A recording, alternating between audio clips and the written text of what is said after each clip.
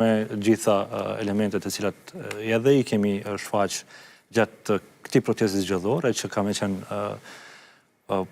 përbërje dhe përmbajtje komptim plot e organizimit të ri politik. Komunikimin nuk e kam me gjithë deputet, unë personalisht po flas, kam me disa kandidat për deputet, por që në të ardhmen e afër kur fillohet edhe një konsult më gjithëpërfshirëse,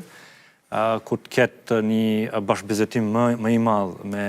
edhe me njerëz të ri, intelektual të ri, të cilët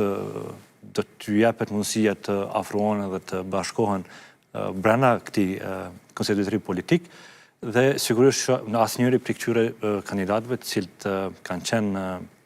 në listën tonë zgjedhore nuk do të përjashtohet se për secilin ka mundësi e veçantë dhe unike që t'japin kontributin e tyre, dhe unë mendoj që ata dhe kanë dhënë një kontribut jashtëzakonisht me vlerë në këto zgjedhje, sepse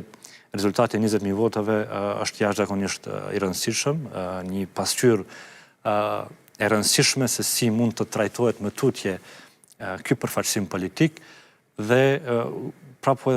e them që për secilin individ ka hapësirë për angazhim dhe secili jep kontributin e tij me angazhimin që do ta bëj kudo qoftë në këtë projekt politik apo në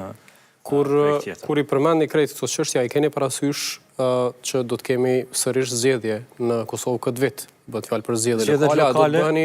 gati për këtë proces? Nuk ka ndonjë vendimarrje e caktuar, sepse nuk janë kryer edhe konsultimet të nevojshme për me pas një vendimarrje për pjesëmarrjen në zgjedhjet lokale, sepse unë konsideroj që çfarëdo qoftë vendimarrja jashtme duhet të ketë një ambyll, një emër, një projekt dhe një orientim konservator politik që kam i përfaqësu kandidatët e cilët potencialisht mundën me marrë pjesë në zgjedhjet lokale, dhe nëse do të arrijmë të konsolidojmë këtë angazhim, le të themi, dhe përgjegjësi që kemi marrë mbi veti, mbi supet tona, do të angazhohemi që kemi kandidat edhe në zgjedhjet lokale. A jeni ju më shumë pro kësaj çështjeje që të mbaroni edhe në zgjedhje lokale? Kjo varet sa do të organizohemi, pra kjo varet sa do të mund të organizohemi me projektin e ri politik, dhe nëse na premton gjithçka koha dhe organizimi i mundshëm në terren, atëherë pse jo, sigurisht me shumë kënaqësi, e konsideroj që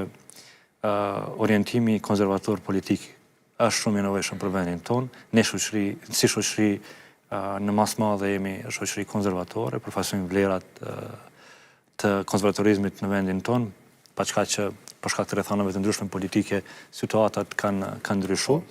por që skenës politike i ka mungu ky program politik, dhe ne do të punojmë fuqishëm që